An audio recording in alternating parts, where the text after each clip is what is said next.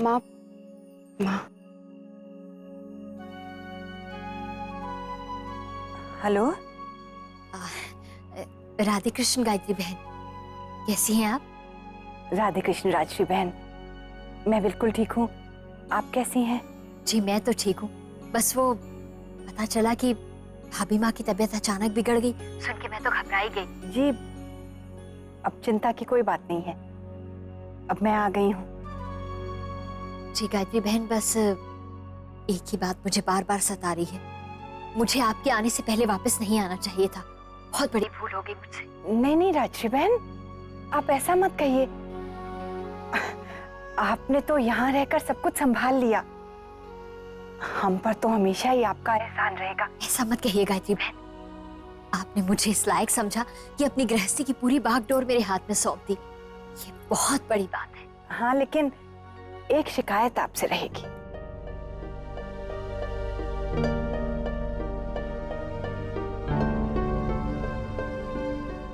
जी क्या?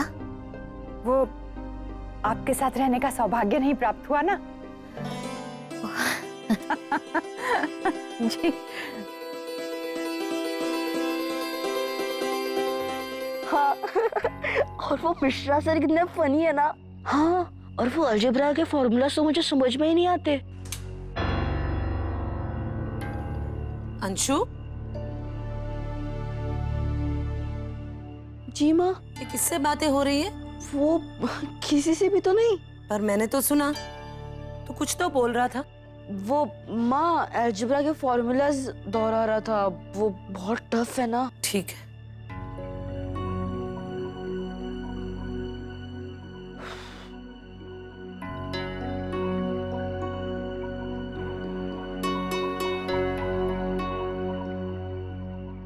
हेलो, हाँ sorry sorry Neha.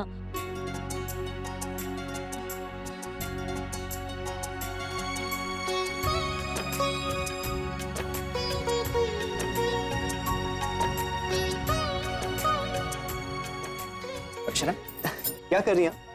नैतिक, आपने जो रिसर्च की थी ना वही देख रही हूँ, और उस हिसाब से मैं अपना ड्यू डेट कैलकुलेट कर रही हूँ। अरे वाह, चलिए दोनों मिलकर साथ में कैलकुलेट करते हैं। हाँ चलिए। हाँ।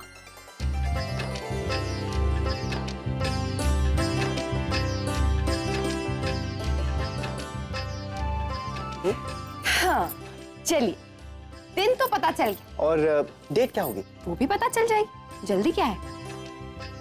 अच्छा, अगर डेट पता चल गई तो फिर उसकी रास, नेचर, पसंद नापसंद, इसके बारे में भी तो पता लगाया जा सकता है ना? क्या हुआ, आप स्माइल क्यों कर रही हैं?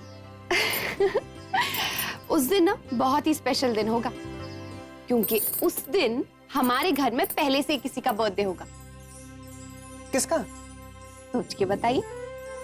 अब देखिए, अभी ना तो मेरा आने वाला है ना आपका। तो रश्मि नहीं, नंदिनी दीदी नहीं, उनका भी नहीं। आपके मायके में किसी का होगा, माँ, बाबूजी, अंशु, अनन्या? नहीं, पता नहीं। अक्षरा, आप ही बता दीजिए। कोई और नैतिक? महाराज जी? नैतिक घर के कोई बड़े हैं। अच्छा खैर छोड़िए, आपकी इसमें कोई गलती नहीं है, हम अक्सर बड़ों के बर्थडे भूल जाते हैं। भाभी माँ? नहीं। अक्षरा, अब आप बता दीजिए, ये आपके पति का हुक्म है। अच्छा ठीक है, जो हुक्म पति देव, अभी बताती हूँ। बताइए। हमारे कैलकुलेशन के हिसाब से बच्चे का बर्थडे और दादाजी का बर्थडे एक ही दिन होगा। दादाजी? मतलब मुझ पर रोब जमाने के लिए एक और? देखो भाई, अपने पापा पे ना थोड़ा सा तरस खा लो। अपने आने का दिन या तो एक दिन पहले कर लो या फिर बाद में, क्योंकि दादाजी के सामने तो मेरी हालत वैसे खराब हो जाती है। अगर दो दो हो गए तो फिर मेरा क्या हाल होगा? देख, ये सुन रहा है, कहीं दादाजी को बता दिया तो? मैं इसीलिए तो बता रहा हूँ, ताकि ये मुझे दादाजी की तरह बिल्कुल न डांटे। पता लगा मुझसे कहा कि पापा क्या हो रहा है, अब तक घर क्यों नहीं आए? नैतिक, वैसे दत्ता जी को गए हुए बहुत दिन हो गए ना, सब उन्हें कितना मिस करते हैं। अब उन्हें आ जाना चाहिए। आ जाएंगे।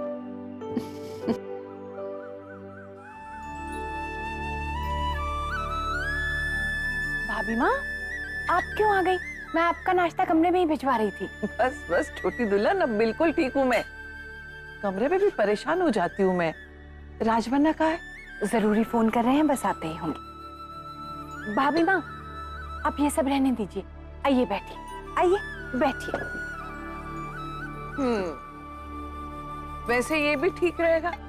राशि बहन भी मुझे कुछ नहीं करने देती थी, और अब तू भी बिठा के रख। वैसे छोटी दुल्हन, मानना पड़ेगा राशि बहन को, हमेशा समय पे हर एक की पसंद का अलग अलग नाश्ता बनाती थी। कभी देर नहीं हुई। कब खाना बनता था, कब सारे काम होते थे, कब अचार डलते थे, मुझे तो कुछ पता ही नहीं चला।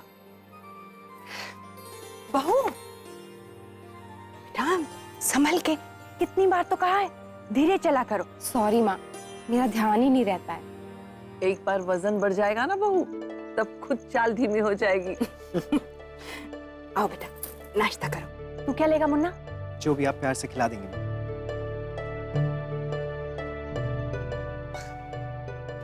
क्या हुआ? आप ऐसे क्यों देख रही? यही कि मेरा मुन्ना तो अब भी मुन्ना ही है। और हमेशा रहेगा, खास तौर से अपनी माँ के लिए। माँ प्लीज, आप इतने दिनों के लिए मत जाया कीजिए, बहुत याद आती है। बहू रानी, ये लो नारियल पानी। हम अरे जाके वाह, रखते हैं। ये तो बड़ी अच्छी बात शुरू की बेटा। लो, नारियल पानी से बच्चे का रंग साफ होगा, बिल्कुल मेरे मुन्ना की तरह। और नहीं तो सांवला होगा। ये तो और भी अच्छी बात है ना, हमारे कन्हैया भी तो सामने ही है, श्यामवन। अब उनसे ज्यादा सुंदर जग में तो और कोई है ही नहीं। हमारे होने वाले बच्चे में अगर उनकी थोड़ी सी भी छवि हो तो इससे अच्छी और क्या बात हो सकती है? क्यों भाभी माँ? मुन्ना, मेरी मेज पर कुछ कागजात रखे हैं बेटा, पढ़ लेना और उसके बाद दफ्तर आ जाना। वकील साहब को बुलवाया है, सलाह मशवरा कर लेंगे। जी बाबूजी। गायत्री जी, चलिए नाश्ता दीजिए। जी, आओ बेटा। बैठिए।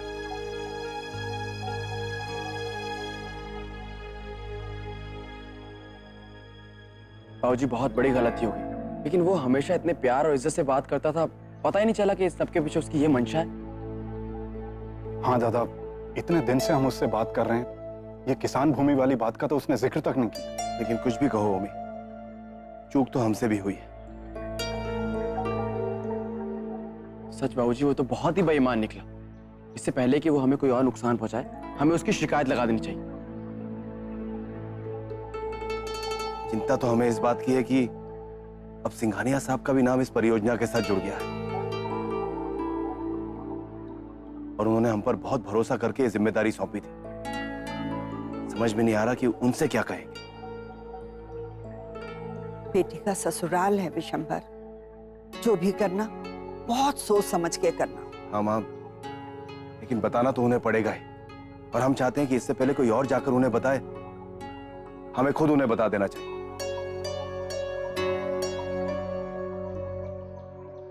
भाभी माँ, मैं सोच रही थी कि नवरात्रि भी आ रहे हैं और बहू के 3 महीने भी पूरे हो गए, तो इस अवसर पर हम सबको बता दें। हाँ छोटी दुल्हन, ये ठीक रहेगा। तो एक बड़ा सा आयोजन रखेंगे। मैं तो धूमधाम से सबको बताऊंगी कि दादी होने वाली हूँ। हमारे खानदान की अगली पीढ़ी।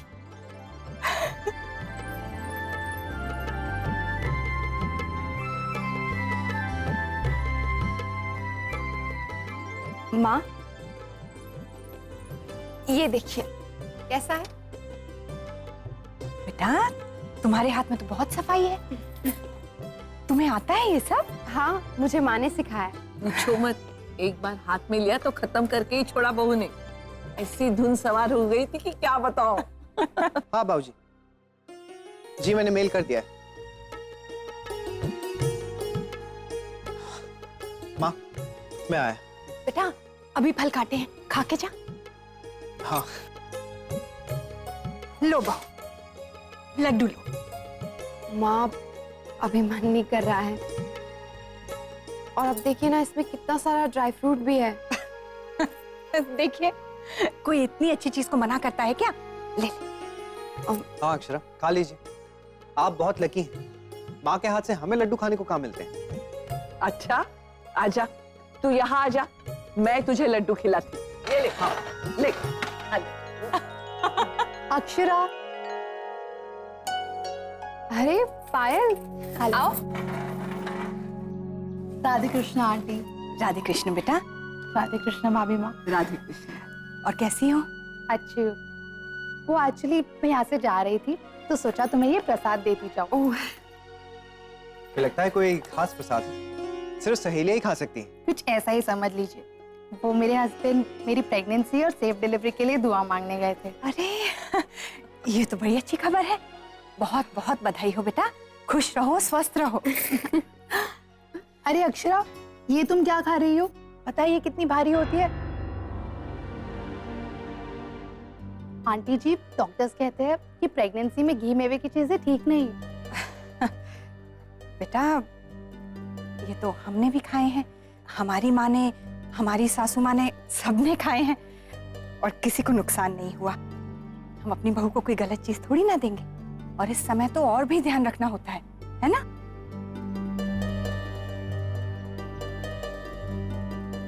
तुम बैठो, बातें करो, मैं नाश्ता लाती हूँ। चल कर जा।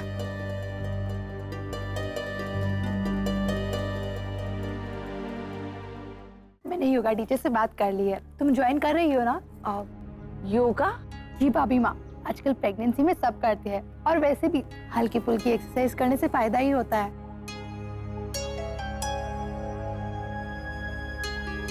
हाँ अक्षरा, आपको याद है डॉक्टर ने भी कहा था कि अब आप थोड़ी एक्सरसाइज शुरू कर सकती हैं।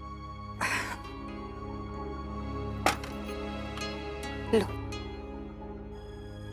मेरे ख्याल से बहू को ये सब करने की जरूरत नहीं है। पर आंटी जी, ऐसा करने से आगे चलकर आसानी होती है, और डॉक्टर भी। चाहे कोई कुछ भी कहे, बहू तुम्हें सब में मत पड़ना। हाँ माँ, आप चिंता मत कीजिए, मैं नहीं जा रही हूँ, और वैसे भी मेरा मन नहीं। ठीक है अक्षरा, मैं चलती हूँ। चलो, मैं तुम्हें दरवाजे तक छोड़ देती हूँ। नहीं नहीं, तुम बैठो, मैं चली जाऊंगी। राधे कृष्णा। राधे कृष्ण।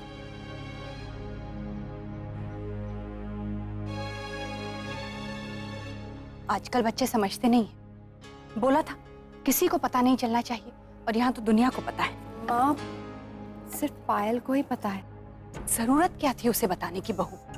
मैंने कहा था ना, 3 महीने पूरे हो जाए, फिर हम एक शुभ दिन देखकर धूमधाम से सबको बताते। माँ वो सॉरी, लेकिन मैंने जानबूझकर नहीं बताया। वो उस दिन आई थी ना, तो फिर कमरे में भी आई, और वहाँ कृष्ण भगवान के पोस्टर्स। हाँ माम, अच्छा बिल्कुल सही कह रही है। अब जब आप लोगों ने मना किया है तो फिर हम लोगों को क्यों बताएंगे? और वो योगा के बारे में क्या कह रही थी? बहू को इस हालत में ये सब करना चाहिए क्या? माँ, प्रेग्नेंट औरतें योगा करती हैं, उनके लिए अच्छा होता है, खास एक्सरसाइजेस होती हैं, डॉक्टर ने भी कहा है। लेकिन करने की जरूरत क्या है मुन्ना? इस समय तो बहू को हर कदम फूंक फूंक कर रखना चाहिए। हाँ, और ये तो तू भी अच्छी तरह जानता है। क्या मैं बहू या बच्चे का बुरा चाहूंगी बेटा? माँ ये बात नहीं है, डॉक्टर ने भी कहा है कि थोड़ी बहुत एक्सरसाइज करनी चाहिए, वरना वजन बढ़ जाएगा। अच्छा ठीक है, तुझे और बहू को लगता है कि मैं ज्यादा रोक टोक कर रही हूँ, तो आज के बाद बीच में नहीं बोलूंगी। तुम दोनों को जो सही लगे वही करो। हमें समझ कहाँ है इन चीजों की? आजकल के बच्चे हो, ज्यादा पढ़ लिख गए हो तो माँ बाबूजी जो कहते हैं उन्हें ठीक ही नहीं लगता। अब मैं कुछ नहीं बोलूंगी। माँ प्लीज आप बुरा मत मानिए, ऐसी कोई बात नहीं है। वो पायल जा रही थी तो उसने मुझसे भी पूछ लिया। आप नहीं चाहती तो मैं नहीं जाऊंगी माँ, और डॉक्टर भी कह रही थी ना कि ज्यादा वजन मत बढ़ाओ, इसीलिए। हाँ माँ, अगर आपको ऐसा लगा कि हमने आपकी बात काटी हो तो हमें माफ कर दीजिए, हमारा बिल्कुल ऐसा इरादा नहीं था। माँ आप जैसा कहेंगी ना वैसा ही होगा, और वैसे भी आप माँ हैं माँ, आपसे ज्यादा चिंता किसे होगी हमारी? बेटा अगर तुम्हें इस बात की चिंता है ना कि तुम्हारा वजन बढ़ जाएगा, तो चिंता मत करो। और बेटा अब तो 3 महीने पूरे हो गए हैं, तो तुम घर के काम काज कर सकती हो बेटा। तुम्हारे लिए उतना व्यायाम ही बहुत है। हाँ, हमारी सासू माँ भी यही कहती थी। और क्या, हमारे जमाने में ये सब थोड़ी ना होता था बेटा। ये सब तो नाटक है, चोंचले हैं नए जमाने के, पैसे कमाने के तरीके बस। लाइए ना माँ, मैं इसे रख देती हूँ। नहीं नहीं बहू, मैं रख दूँ। माँ, अभी आप ही ने कहा ना कि मैं घर के छोटे मोटे काम कर सकती हूँ। लाई।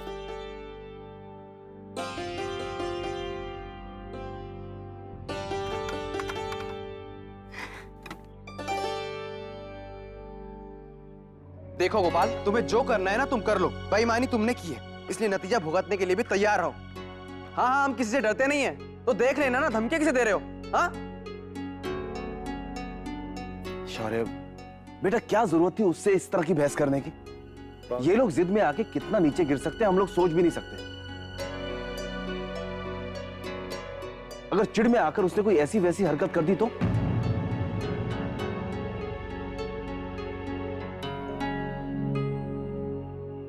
और देखो बेटा, समस्या चाहे कितनी भी बड़ी हो, हमें अपना संयम नहीं खोना चाहिए। जिन शब्दों में और जिस लहजे में तुम उससे बात कर रहे थे, ये शब्द हमारे घर में इस्तेमाल होते हैं क्या?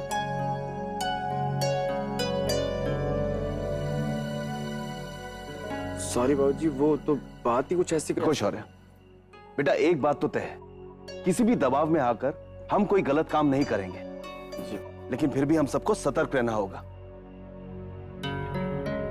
इस समस्या का कोई ना कोई हल हम लोग जल्द निकाल लेंगे, लेकिन सबसे पहले तो हमें यह सोचना है कि सिंघानिया परिवार का नाम इस सारे मामले से कैसे अलग किया जाए। जी दादा, किसी भी तरह से इस मामले में उनका नाम नहीं आना चाहिए, वरना रिश्तों पे असर पड़ सकता है।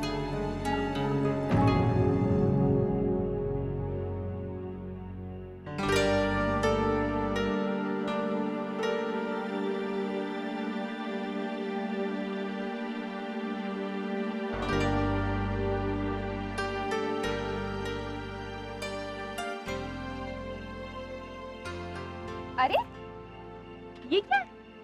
आपके लिए कॉफी। आपको कैसे पता चला मेरा कॉफी पीने का मन है? अक्षरा, आप मुझे जितना बुद्धू समझती हैं ना, उतना मैं हूं नहीं। कभी कभी समझदारी वाले काम मैं कर ही लेता हूँ। हाँ, उससे थोड़ा सा ज्यादा है।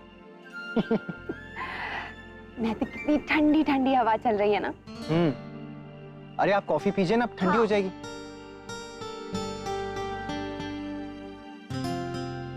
कॉफी आपने बनाई है ना? आपको कैसे पता चला? बस पता चल गया। हाँ, ये बात तो आपने बिल्कुल ठीक कही।